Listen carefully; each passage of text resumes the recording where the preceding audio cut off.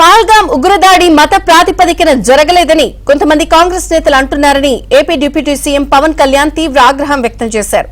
పాకిస్తాన్కు అనుకూలంగా మాట్లాడటం సరికాదని, అలా మాట్లాడాలనుకుంటే ఆ దేశానికే వెళ్లిపోవాలని చెప్పారు. ఇంత క్రూరంగా చంపేశారు. 26 మంది చనిపోతే మత ప్రాతిపాదికన చంపినా గానీ మన సెక్యులర్ వాదులు, సో కాల్డ్ సూడో సెక్యులరిస్ట్, వాళ్ళు ఏం మాట్లాడుతున్నారు? మతవాడికి చంపలేదంటారు. చనిపోయిన మధుసూదన్ గారి భార్య అందరూ వాళ్ళ అబద్ధాలు చెప్తారు. వాళ్ళు పాకిస్తాన్ని ప్రేమిస్తా అంటారు. వీళ్ళందరూ ఇక్కడ భారతదేశంలో కూర్చొని మీరు పాకిస్తాన్ని ప్రేమిస్తుంటారు. మొన్న కొంతమంది నాయకులు డిబేట్లో మాట్లాడుతుంటే చూస్తున్నాను. మీరు పాకిస్తాన్ అంత ప్రేమిస్తే దయచేసి పాకిస్తాన్కి వెళ్ళిపోండి. ఇక్కడ ఎందుకు?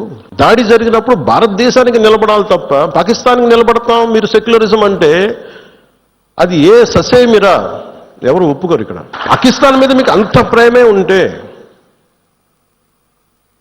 ఇది మాట్లాడుతున్న పని వీళ్ళందరూ కాంగ్రెస్ నాయకులు, వీళ్ళందరూ కొంతమంది ఎమ్మెల్సీలు కూడా ఉన్నట్టుగా అనిపించింది నాకు చూస్తుంటే.